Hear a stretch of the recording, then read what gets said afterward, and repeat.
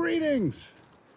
Welcome back. This is just going to be a quick one. I have to update family members that live all the way on the other side of the country about what's going on with their house here in Maine.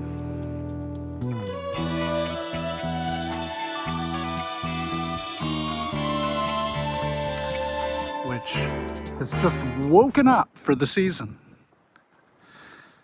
Water got turned on today and met with the plumber about some things that need to happen, so we'll just go through those one by one so everyone's on the same page.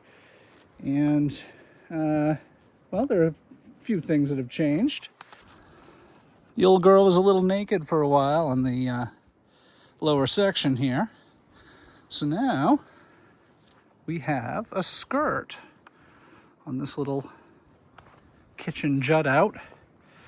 And we're sporting the new door color of chrome green, or the accent color, which actually goes pretty well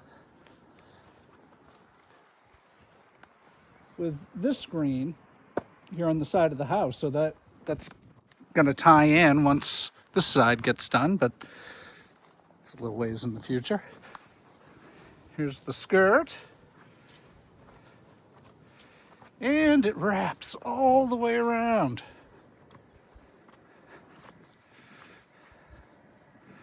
And it goes to the bulkhead here. This is also new.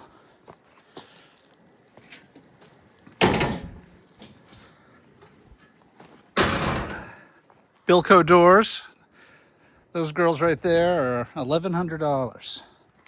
And really not worth it, but there's only one game in town when it comes to basement doors if you want them manufactured in the United States and not cost a fortune, more than the fortune these cost. So those are all good to go. Big improvement over the rotten piece of plywood that was draped over there loosely. So when it gets warm enough, it's still pretty cold here, we'll paint that chrome green. I guess we'll start, well, you know what, we'll start over here.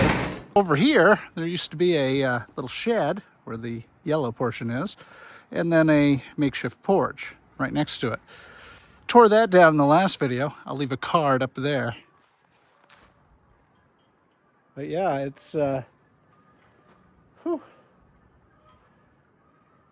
to be a fun project. Just as soon as the ground unfreezes, I thought it was going to be unfrozen when I got up here today. But I started chipping away at the drain pipe coming out of the house, and I was met with frost still, so I'm going to have to give it another week or two.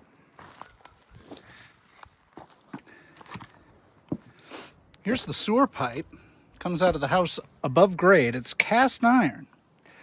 But I did a little exploratory digging and found that right here at the edge of the deck is where it transitions to PVC.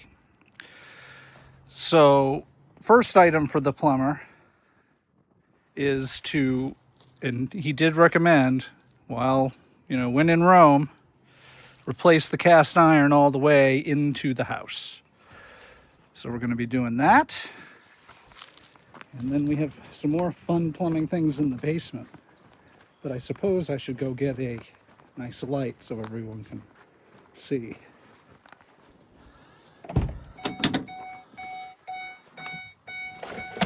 There's my lights. Okay, armed with the light, we'll go into the basement with these gracefully opening doors. Oh, look at that. So they have gas struts, so they come up very easy. They don't slam down. They have springs to keep them from slamming down. They are nice doors, but man, they're expensive. So let's go take a look at what needs to happen for plumbing down here in the basement. So, opened it up today, and right here is where the sewer pipe goes out to the yard, and to replace that, we're gonna clean up all this cast iron mess here.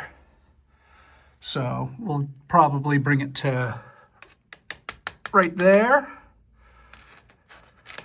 couple it there, and just clean all of this up. And we'll take that, we'll probably go PVC for the kitchen drain. Well, he might be able to just go PVC to here and just leave that for now because that's going to change pretty rapidly. All right, item number 2 is, this is the filter housing for the well. And as you can tell by the moisture on there's a slow drip right in here. So the plumber wants to, he just looked at this and said, this is a mess. Replace all of this plumbing where the housing is, and just clean this up and getting it, you know, that'll also help us to get it ready for the addition, should there be a bathroom in there at some point.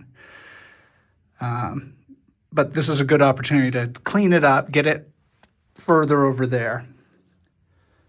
So this just, there's the other drip right here.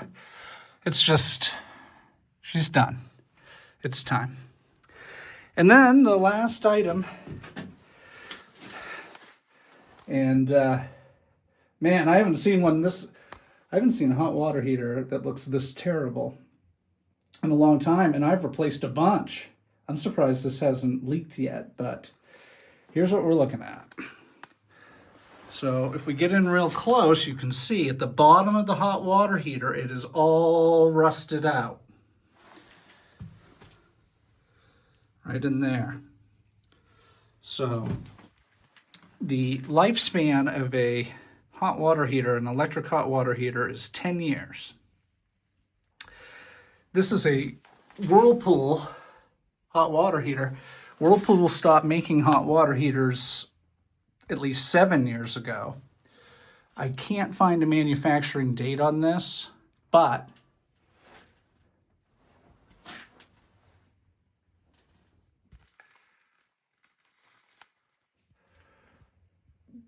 he's going to be in here doing the new housing for the well filter and just cleaning up the plumbing. And I just said, and he agreed, it's going to blow up at some point here. While he's here and while we can get him for a full day's worth of work to just replace the hot water heater. And electric hot water heaters are about $600-700 plus installation. So I think it's worth it to do it now. We can skip it until it blows up, but like I said, these plumbers get very busy when all the summer people get here. So if he's going to give us a full day, let's replace it now. Doesn't take that long. So those are the items down here in the basement. We'll just shut this light off. So that's it. Quick vlog, whatever.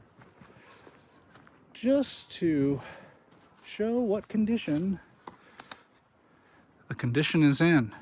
Hopefully by the time I post next time, we'll be beginning the process of building that addition. But until then, thanks for joining me for this quickie, and I'll catch you on the next one.